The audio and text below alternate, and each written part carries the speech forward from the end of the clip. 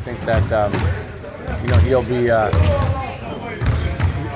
He's right now kind of going a little bit through camp stuff where we ran stuff last year. He's not quite as comfortable as I'd hoped he'd be right now, but he's blocking shots and rebounding and do all the stuff he does well.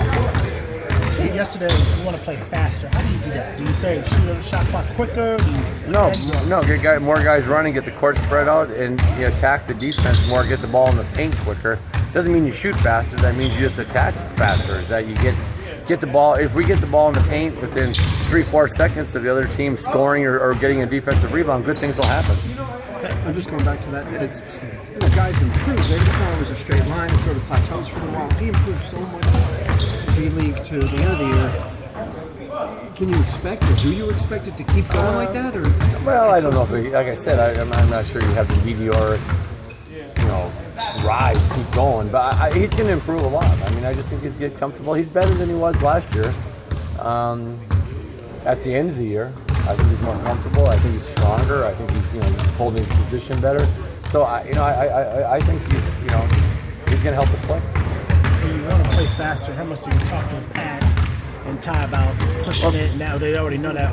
Well, when you play faster, you need all 5 guys playing, or at least 4 guys playing faster. You need a big running to collapse the defense. You need your wings out on the side, and you need someone pushing it. And so, again, it's just how I think our team's more effective playing, and we're going to do more of it. But it takes everybody to run. It doesn't just running is not left up to Ty and Pat. As a matter of fact, Ty and Pat are going to be wings that time. If James gets a defensive rebound, we want him pushing. If TJ gets a defense, we want him pushing.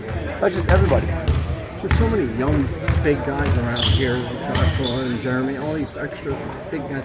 Is that good for a 10-year guy like Dwight to kind of keep? Well, we want to make sure that with Dwight that we're giving him enough rest and that we're bringing him along slowly. So having bigger bodies around will help him because he takes the load off. But I think Dwight's going to play sparingly. In preseason games, we'll probably have a couple games we'll try to play him longer minutes, but we won't play in some, and we just got to amp Dwight up and make sure that his knee feels really good. And we do not want him having 41 games again. We need him being on the floor way more than that. Have you already held him out in some reps in these 3 days? A little bit. I just told him he's pretty much done everything.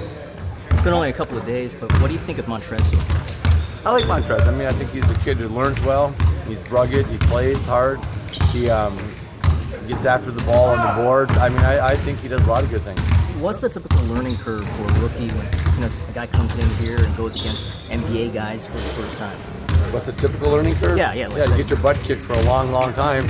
Then you figure out I don't like getting my butt kicked. Then you do more things that don't allow you to get your butt kicked. So that's usually the curve I've seen. Is that what you've seen with Montrezl? He's in the process of getting his butt kicked. For a guy like him, though, having guys like Trevor, Hayes, Jet, who have this experience in the league, how much can that help a young guy to be around guys that have that many years in this league?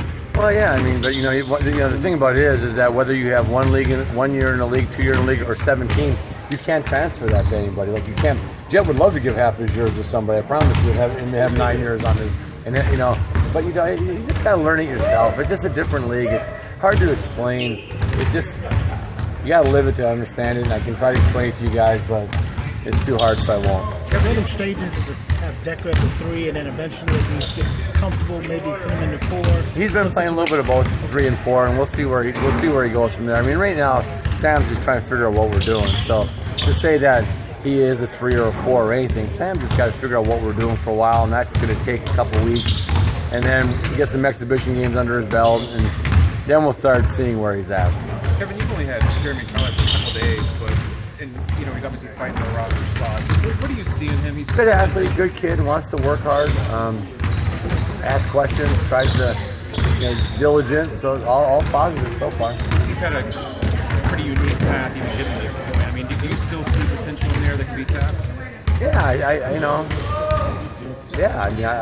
I look at him and I think that he could be definitely on an NBA roster. Now, it's got to be the right fit and everything else, but I like what I see of him so far. Okay.